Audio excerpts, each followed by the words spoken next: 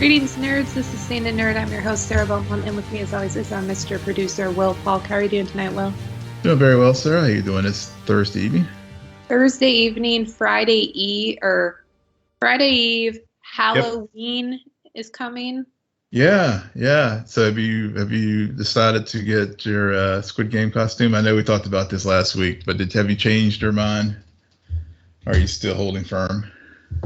Well, you act like we haven't spent years doing having a weekly conversation. Do you know me at all? I do. I just figured, I didn't know if you would throw me a curveball or something tonight, but I just figured I would try. If I throw you a curveball, you are not going. There are very few things. No, I don't. Yeah. I'm currently debating, do I buy candy? Because I bought candy last year and nobody came to my door. But I'm getting the feeling that this year is 2021 and there might be some people. But my porch light will not be on. And so I'm just like, do I even have candy? And it's dark right now. Anyway, we could go on about me and my Halloween plans or lack thereof plans, but we do have a bunch of stuff to cover. Yeah, there was quite a bit that happened this week for sure. Yeah, I mean, the week started off with the release of Dune. I mean, technically last with the release of Dune, but still, in my opinion, it only just dropped, and now we're getting into Dune 2, which surprised. Really? So you mentioned Dune, and really, I think between the first weekend, and the box office, and it did well. I mean, for the same day release in theaters and on streaming, I think domestically it grossed 40 million. Yeah. Or so. So it clearly was a success compared to some of the other HBO Max, Warner offerings. And and of course the question that everybody was wondering was, well, will it get a sequel or not? And of course we did get that answer. What did you think about this film? So here's my Dune take. I will be honest, I was bored, but I also don't know if I was in the right mindset. I felt I viewed it more as I need to watch this film versus I want to watch this film.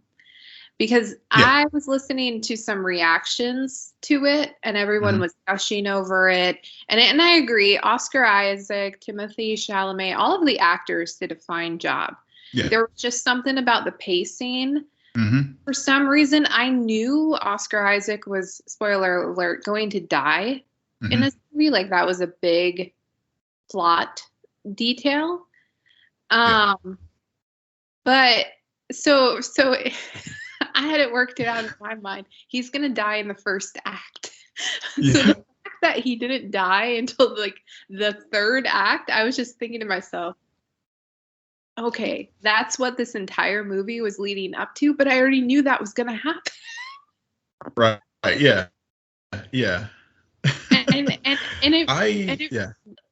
The last line of the movie really bothered me because it was just a moment of, let me smile at the camera and be like, yeah, if this movie does well, we're going to do a sequel, because good Lord, the amount of this is part 1 of 2.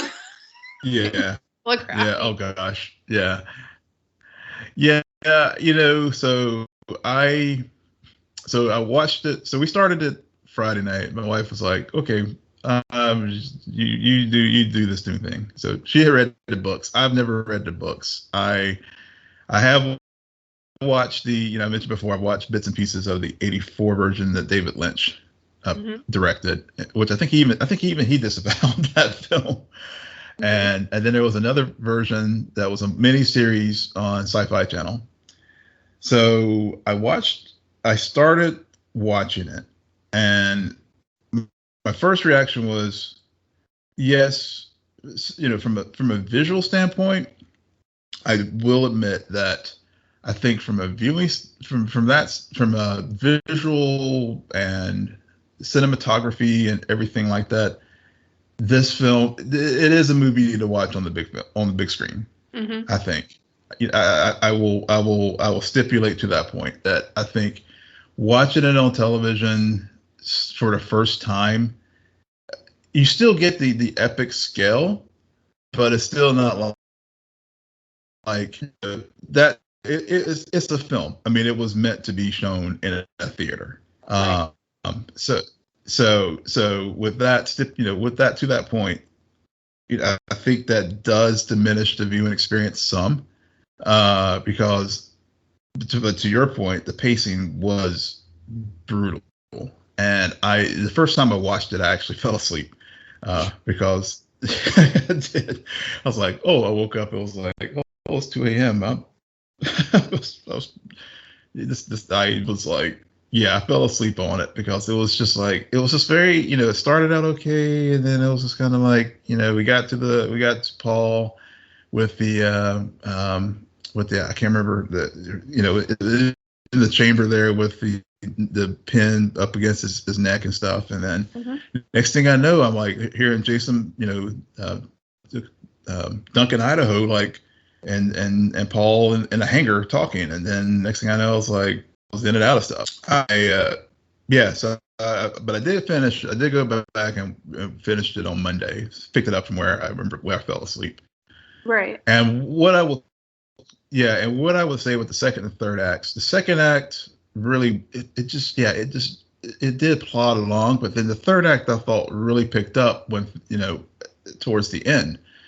And of course, I knew that going into it that it was an abrupt ending, with the hopes that a sequel will get picked up. And yeah, I mean, I felt at the end, I thought that when they did get with the Iraqis, then they got it picked up. And of course, Zendaya only had 15 minutes in a 2.5-hour film. So I felt like I was kind of like, well, the way they portrayed it in the trailers, we would see a lot more of her character, but really they're just setting her up for the sequel. Yeah, she was used in a very interesting way, and I'm kind of on the fence about it. Because initially I was just thinking to myself, okay, flashback to Zendaya, and then getting into the later part of the movie, I'm just like, so is Zendaya going to be in present day, or is she just? Yeah. I'm sorry. I don't know if it's called a flashback. It's just a dream sequence she was mainly in. Yeah. But from what I understand, they used her in a way to give context to how she's going to be used in the second movie, and her role is significant. Yeah. So I don't know. I don't like this movie. I mean, a part of me just wishes that maybe I had actually wanted to see it, waited until I really wanted to see it, to actually give it a fair chance, because I almost feel like I didn't. And it's probably going to be one of those movies where if I rewatch it, I'll probably start to talk myself into liking different aspects of it more and more. Yeah. I was listening to Christian Harloff talk about it, and I think he makes a good point about how likely if you didn't like part one, the way they end it, you're still like, okay, all right, well, I made it this far. Yeah, exactly. Yeah, I still don't know how this ends. So the completionist in you wants to be like, okay, I just want to watch part two because I want to have seen the full movie. and Denis Villeneuve said his goal is to hopefully get a third film. So, and it will probably, and given that Warner has committed that it's going to have the 45-day release window in the theaters and no more of this same day release streaming and theaters. So I think we'll probably get a trilogy here. Hopefully no more, but because I think he also doesn't want to create a whole universe, and they do have the prequel show coming on HBO Max as well. So yeah, I think we'll get the trilogy as far as the film, and then we'll have this HBO Max tie-in, and at the end of the day, like it was a lot like Tenet for me. And I think probably some of the things I'm saying now was kind of sort of the similar vibe I got with Tenet. And if it makes sense because Nolan and Villeneuve are very, they always get lumped together as far as directors and. It's funny you bring up Tenet because as I was talking about how if I rewatch a film, I'll probably find things. That's exactly what happened to me with Tenet, where I really wanted to watch that film, but mainly because of Christopher Nolan, and I was kind of let down. But then every time I rewatch Tenet, I fall more in love with that story. I haven't revisited it in a while, but I do remember certain aspects of it. So I kind of did a Tenet binge, but I don't know what will happen with Dune. I'm excited to know that there is a 2 and potentially a trilogy happening. We'll see. We also talk about projects that we've heard a lot about. Michael B. Jordan's Val Zod Black Superman project has hired writers for the limited series, so another step forward with that production. Hopefully it doesn't turn into a Dwayne "The Rock" Johnson type of project. I feel as though this is another thing that has been reported on for years. It has been. Well, it was like, and it's still out. The question is still out there whether or not Michael B. Jordan is going to be in front of the camera as portraying Val Zod or maybe some other character. I'm at this point we know he's not going to be a part of the J.J. Abrams project, so we can put that to the side. But I guess the screenwriters that they hired, I think they were part of the Transformers franchise, which I'm kind of like, when I saw that I was like, whoa, I was kind of worried. Whoa, you don't hire Transformers writers for this project. You go to the Krypton writers room and hire them for this project. They did the Transformers Rise of the Beast, which is set to come out next year. And they also did some stuff with Amazon as well. So so we'll see. But I'm excited for this project. I'm glad they're doing Val Zod, and because I know everybody was just like, well, it was either this project or the J.J. Abrams project where J.J. talked about doing a Black Superman and race switching, and I'm like, you don't need to do that. We already have 2 Black Supermen that you could pick from, Calvin Ellis or Val Zod. So I'm glad Michael B. Jordan's going that route. Yeah, definitely. Other updates on movies that are in production or in pre-production. Bill Murray is set to appear in Ant-Man 3. Yep. Yeah.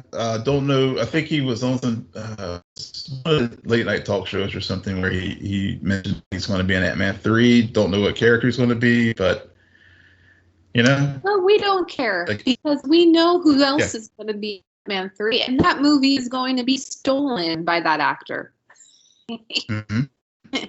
Like stole Loki. Yep.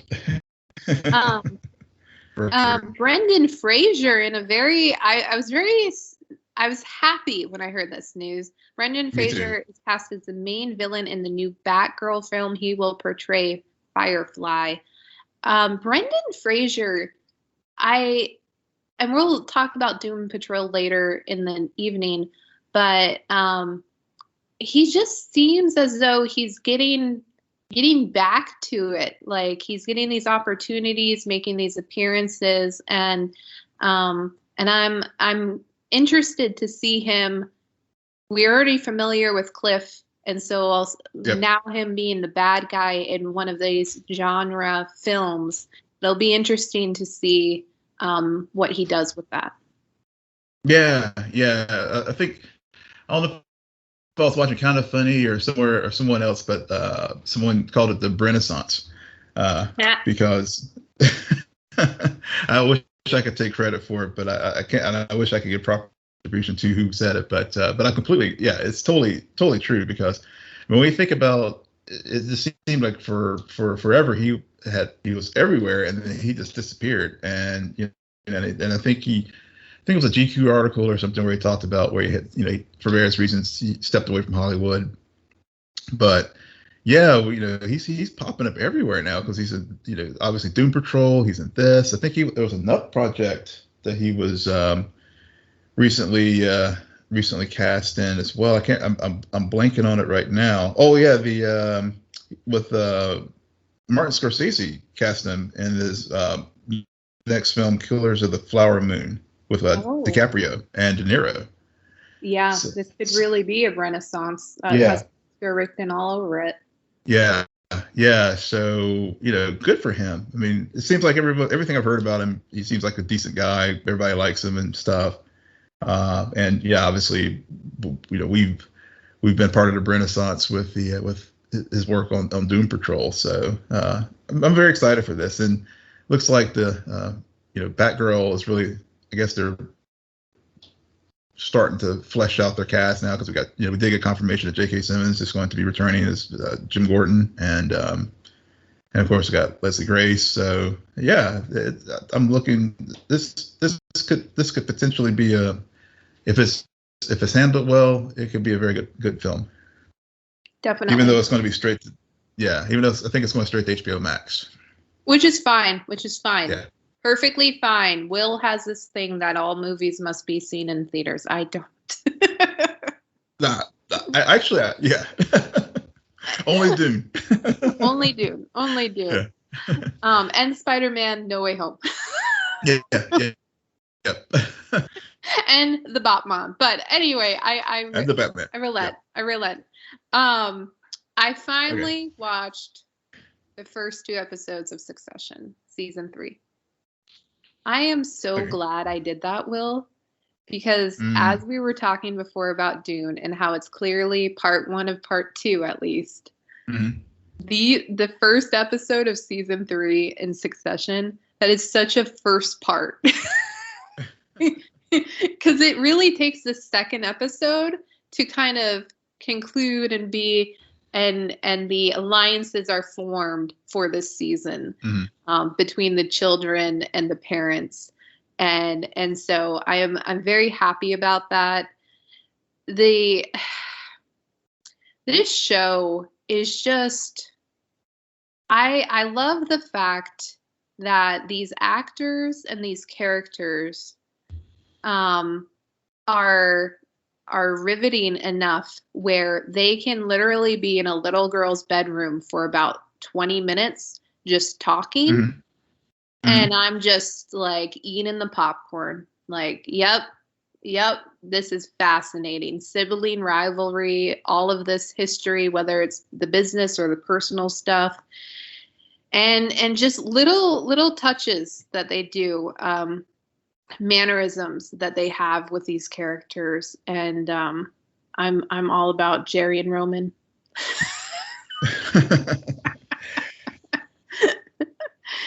Oh man, but yeah, we did get an announcement that it has been renewed for season 4. Shocker. Yeah. No one ever. I mean, yeah. This show is fabulous. Yeah. What was your take on the first few episodes of Succession season 3?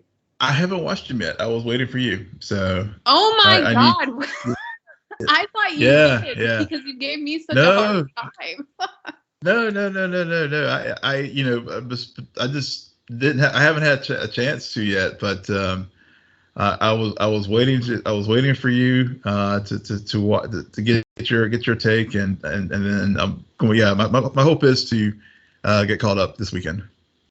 Yeah, it's a good back-to-back. I kind of cheated because I watched one, I think, early at around like 2:00 on Sunday, and then I waited for the other one to drop.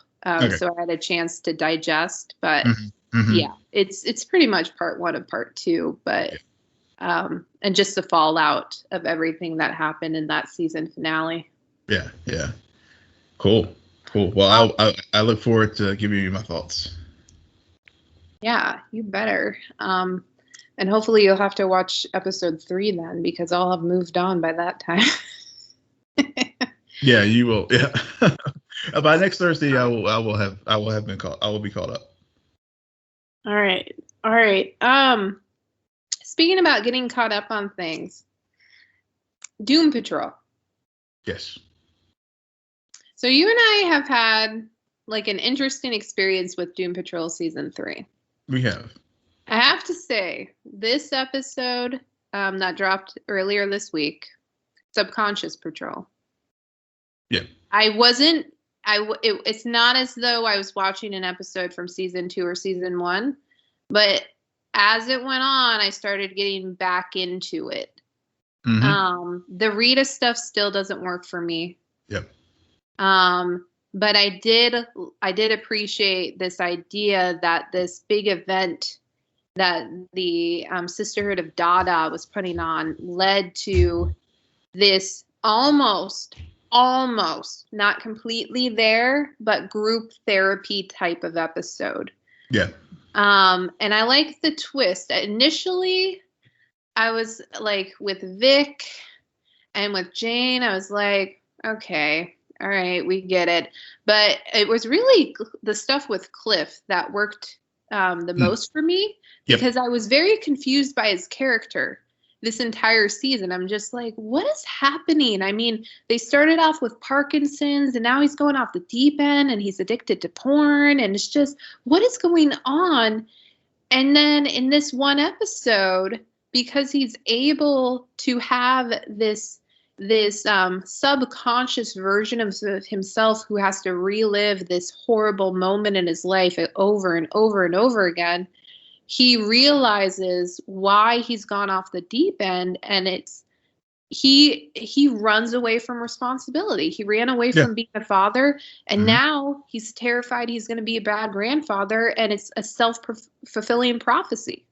Yeah, I agree. With Cliff, I mean that was Cliff and Jane's stories were, and even Larry's this week, really all resonated with me. And whenever I was listening as you were setting up today's episode, one of the things, obviously the first thing when I was watching this episode, I had a big smile on my face, because the first time this season I felt like this connected with me.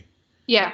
This was the episode I was like, oh, this is why this is one of my favorite shows, because it's not quite there with Therapy Patrol. But I remember whenever with the first season, I think Therapy Patrol was the episode where we were just like, okay, we're on this train, and we rode it. We've been riding on it ever since. Yep. And it had that similar vibe, because with all the other stuff that's been going on this season, this episode really deconstructed it. With the eternal flagellation. And I felt like as a viewer, I was deconstructed like our primary characters were. Yep. And seeing, and my feelings as far as like where I felt disconnected, and whatever the issue was that I was having with the season to date, I was able to reconcile it like our heroes were able to do at the end. Like, Larry coming to grips with how his mother was, her religious fervor and all, really made him lie to himself. And Larry, it was just great seeing Matt Bomer and Brendan Fraser play off against the two actors who wear the suits on the show. Cliff's monologue was just, it was just Cliff in non-robot man mode and Brendan mode. That was just a powerful stuff, emotional stuff, as far as really getting to the core about why Cliff is the way he is, and his subconscious, and learning that the selfishness and all, to the point where he just was looking for that next thrill and looking for that next hit, as far as whether it was cars or nannies or beer. Yeah, I agree that Yeah. part of the reason why those story beats worked is because we got to see the actors play off against, like, it's something we haven't seen before. Mm-hmm. And it was just a good twist. Yeah. And then what worked for you about Jane's storyline? The Muppets. Okay. Right to it. Got it. I loved it. It was so awesome. That was so freaking awesome. The Muppets just in the Muppet Underground, and how they just put the beat down on Harry. Yeah. But just everything. But where with the Muppet versions of the Underground and all the dynamics and bickering that's been going on with those characters all season, for whatever reason, it just worked better in Muppet form than it's been working in live action with the other, even though it's the same actresses doing the work. Yeah. But I think at its core, it was like this. The absurdity and the lunacy of the show itself was like on display there, because it was like, we have Jane as a Muppet and we have Vic as a action hero, literally. Yeah. And those, and those were those beats from that I just felt, for me at least, that were missing this season. And yeah. we finally got those today. Yeah, I think that this was an important episode because we've been watching these characters go around, and there was this whole arc about their morality, and then they went off on this Sisterhood of Dada mission, but now they're confronting themselves. We kind of got throughout the first half of the season almost the worst version of these characters. Mm-hmm. But now they're looking at themselves in the mirror. Yeah. And seeing their history and how they can't just revert back to where they were before forming Doom Patrol. They've come so far. Mm-hmm. And so it'll be interesting. But like I said, I think at the end of the day, why it's only hitting now is because I really think if I go back and rewatch Patrol 1917, mm-hmm. this whole arc would work a lot better for me. But because that episode, I was just like snooze. Yeah. This Rita stuff, I don't know why it's not working. Yeah. But it just bothers me.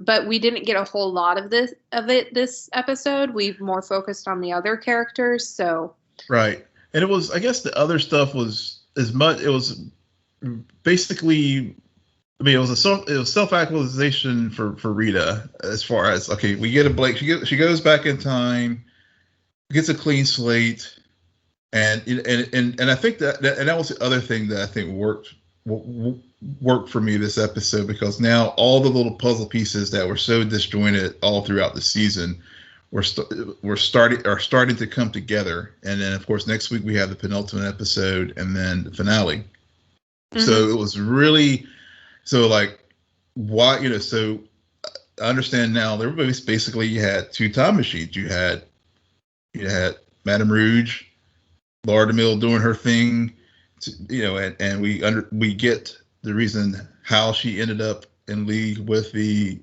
Brotherhood of Evil. And then we have Rita on her journey, and then it makes sense why whenever they were in purgatory, that Malcolm, now we figure out that's who it was the one who saved her, in purgatory, I think in the second or third episode of the season. And then, of course, and she falls in love with him, and she's and she talked about in this episode how she through her compatriots in the Doom Patrol, she became a more self-confident and person, and then, of course, with the Sisterhood of Dada, she also built a family with those characters, right, as Bendy. So those parallels, and then so when she did go fast forward into the future with the time machines, and when she pushed herself into the room whenever Gargaro and his henchmen and his assistant were going to kill Rita, because now we see why the Brotherhood of Evil fears her. It's all starting to make sense and starting to pull together. So I think that, so I think for me this week, that's why I'm like, okay, now it's all starting to come together, and it's not just lunacy, and it's not, and we have all these things for craziness sake. I mean, there was a reason for it all. So I'm feeling much better about the third season. I hate that but at the same time, I wish it hadn't taken me 8 episodes to get to this feeling where I'm back to where I was like really, really enjoying it. It reminds me of the first season when we went off on that side tangent with the chief and the cave woman when they, conceived her daughter. Right. So I think that's I think that's the thing about this show. When it lands, it lands beautifully. But if it doesn't, then I think patience is really critical with Doom Patrol. At least for this the show. Yeah, at least for this week. Now next week, we'll see what happens next week. But this week I was probably the first episode this season where I was like from start to finish, I was like locked in and didn't start wondering, like looking at the clock. It's like, okay, how much longer do we have left? Yeah, definitely. To move on to another show, talking about things coming together. Stargirl had their penultimate episode, and I immediately was like, oh, now I see why we need this episode. Yeah. Because the team wasn't back together. I was like, oh, Courtney's out of the Shadowverse. Everything's fine. I'm like, oh no, Rick's still in jail. Yolanda is still upset at everything. And now Cindy's free. So there's that. And McNider's suddenly in present day. He has to adjust to that. He adjusts very quickly. Yep. And the thing that stuck out to me, especially during about the first half of this episode, is I kept reflecting on Pat in season 1. Pat was the Jedi Master of sorts. He was the one the kids looked up to tell them, here's what we do, here's the plan, here's what's going on and everything. But as soon as McNider is out, suddenly Pat becomes the sidekick. Yeah. And I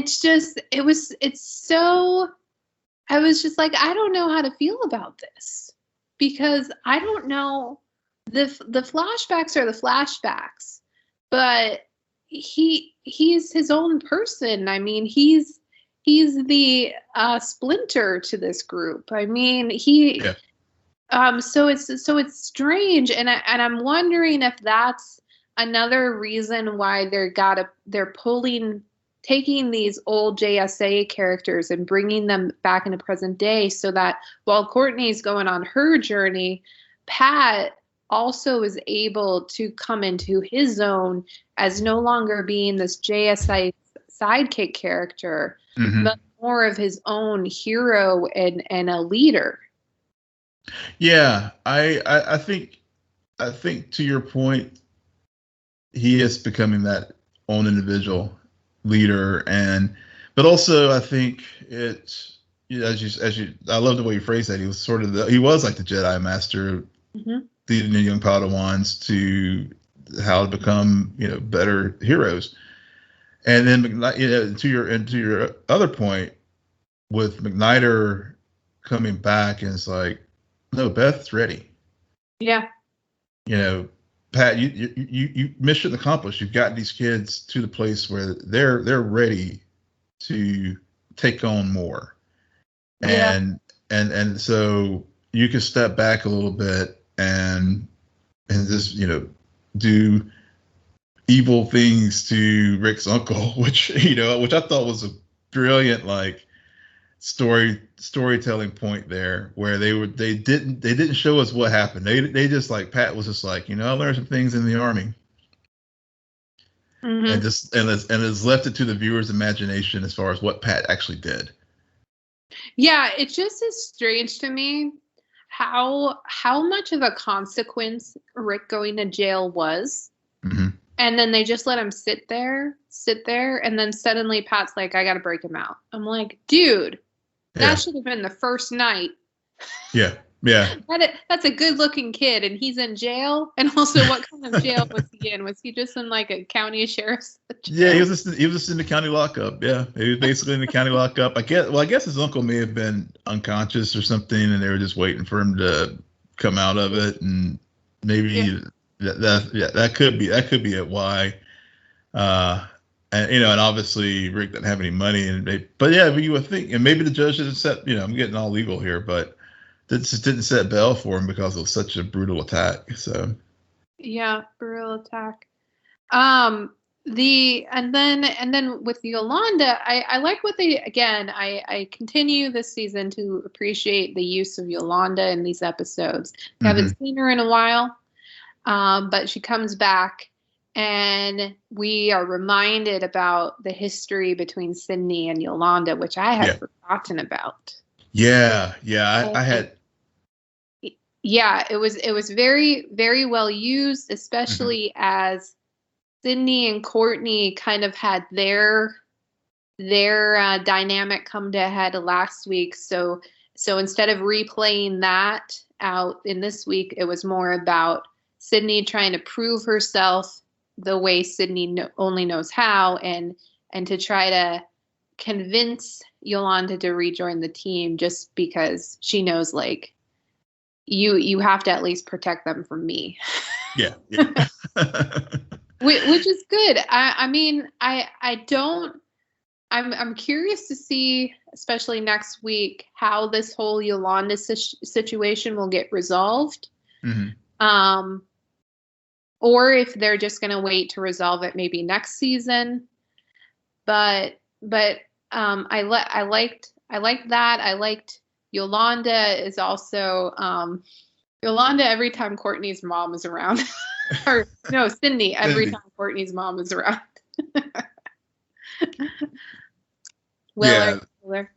Yeah, that was I was thinking that too when I was putting together my notes, as far as just the one moment when Courtney was talking to her mom and in the kitchen there, and of course, this is after the whole thing with having Courtney ruin her mom's life and all that, and then they have their Hallmark movie moment, and Cindy just watching that on, and there's the juxtaposition of like Cindy with her real mom, and then also the Stepford mother that she had, when in the first season and part of the second season, relationships that she had with them, and it was just like, that, and then also the conversation, I guess, with the sandwiches. It was just like, and lunch, it was just like, this show, I will have to say, Arrowverse 2.0 with Superman and Lois and Stargirl, they have learned from the mistakes of the past, and they're not replicating them, because these are just this was a very dark season of Stargirl, but they also had the right touches of levity, like when the show started out this week with Max the dog walking around the house, I'm too sexy. Yeah. They and then of course using Thunderbolt with the giant cheeseburger. Right. I mean, they've done it's a very entertaining show. I mean, like whenever this week's episode ended, I was like, oh crap, it's already done, because they packed a whole hell of a lot of stuff in 42 minutes to set up the finale. And the other thing that really stood out to me with this was really getting to what Eclipso's actual in game is with Courtney, and I think Cindy's conversations about you got to be bad to defeat evil, and I hated all of that stuff. All of there's so much freaking telegraphing of how Courtney's gonna win. I'm just like I would shave about 20 minutes off of this episode. Well, I mean, I guess maybe the reaction shots of Jeannie, like twisting in bed and whatever impact that the ring had when she like blasted the remnants of the Shadowverse. I mean those moments were kind of like I was trying to see where they were going there with her, and I didn't know if she was going to like erupt out again and like burn the house down or what was or it was just using her as the vessel, like you said, to really telegraph and foreshadow what's to come in the finale. Yeah, I don't know. We will see that finale next week. And then that would be a wrap on season 2 of Stargirl. Yep. So it's interesting to talk about Stargirl, where I remember early on it was a bit they did a slow played it with Eclipse.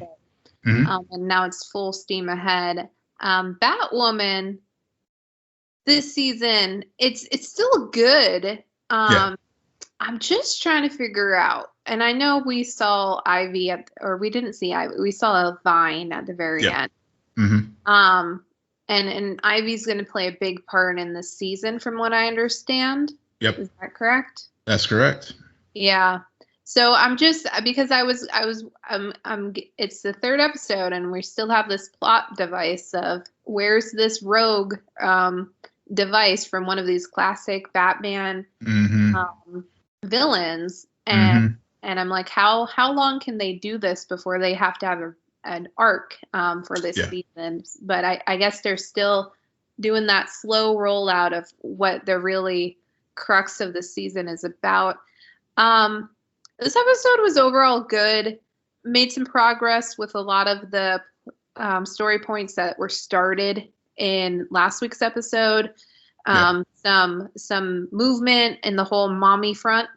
Yep. But I feel like with Ryan and the mommy issues, it's always 2 steps forward and 1 step back.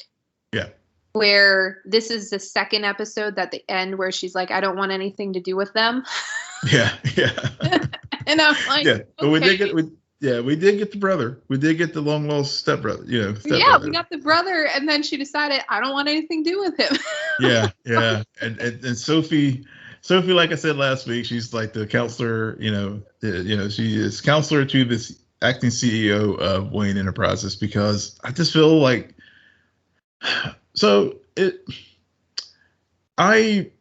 there's not much there with these episodes right now, to be honest. I mean, they're entertaining, but I feel like you said, they're doing the villain of the week trope with the Batman Rogues Gallery. And then we'll throw in some Alice and Mary, which I love their dynamic. I mean, so like that, and of course the Luke and Mary shipping, but then they're like, we're gonna slow this down a bit, y'all, and then have a little bit of tension, and not sexual tension, but like anger tension between Luke and Mary because of over the whole PTSD issues and the failsafe. Those are the things I think. I think what is making this show work, and especially since the 2nd season, is the relationships. Right. Between the characters, because the stories in and of themselves, I mean, you talked about shaving off 20 minutes of Stargirl. Hell, you could shave off a half hour with Batwoman so far this season when I think about it with these episodes. But I think it's just the pockets of the relationships between and the interpersonal dynamics with these characters are what is really making this show work at this point. Yeah. No, you hit the nail on the hammer. The best scene in this episode was the Alice and Mary scene. Because for a moment, Mary has the upper hand, She really psychoanalyzes Alice, and then in a very Alice-like fashion, she quickly gets that upper hand back and does the same to Mary, which Alice knows. Like I think that's what irritates everyone about Alice the most, is that whether it be Ryan or Mary, she can get that knife out and emotionally twist it. Yeah. To where, yeah, Mary made a decision at the end of this episode, but I don't think their reaction would have hurt as much had Alice not said, "This is what's going to happen when you tell them," and it happened exactly the way she said it is. Yep. So yeah, it totally did. I think, and I think that's not to belabor the point, but that interpersonal dynamic is what really drives it. And of course, I can't help but like think about all the crazy shit that's been going on with Ruby and the Instagram post and all the off the screen stuff that was behind the scenes stuff that was going on.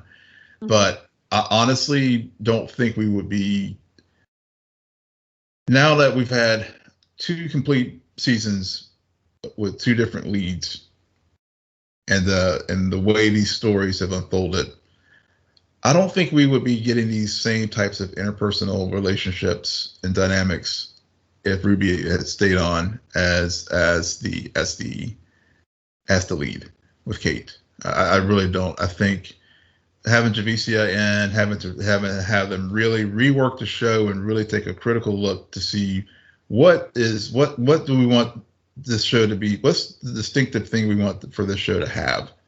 And I think for me it's the relationships, because the villain of the week trope, I mean, that's just any number, throw out any name of superhero show, we see that the rogues gallery come and go, and you know, they got to do something to sort of set up the MacGuffin for the week. This week it was Dr. Freeze. But you know, that story was kind of like, I mean, it was a nice little callback to Elseworlds, you know, with Nora Freeze and stuff. So you know, it's a nice thing for long-term Arrowverse viewers, but you know, in the grand scheme of things, is it going to make that big of a difference? No. I mean, in the grandest scheme of things, this is not only a way to get a villain of the week episode, but this is a way to make Alice be a part of the team, even though she doesn't want to, which allows us to have these moments, because last season did not work because Alice was so separated from the group. Right. And she plays this very hard role, and this is what tends to happen with Alice-like characters in these long-running genre shows, is where you have to figure out a way for them to walk that line until you need them to be the ultimate bad guy again. So it's really hard, and they're definitely doing a good job of it this season, more so than last season. Totally. But it can only go so long. So I'm curious, as always. I'm always curious. Okay, what's the end game here? And we're only in the first half of the season, so right. We got a ways to go. We do. And on that note, Will, why don't you tell our listeners where they can find you? Yes, you can find me at Will M. Polk, WILLMPOLK on Twitter. And you can find me on Twitter at SJ Belmont, SJBELMONT. Please follow our crew on Twitter at CNN Nerd. Friend us on Facebook, follow us on Instagram, and our website, www.cnnerdpodcast.com. But most importantly, rate, follow, and comment on Apple Podcasts, Spotify, YouTube, Google Podcasts, or wherever you get your podcasts. Good night, Geek Out. You're welcome.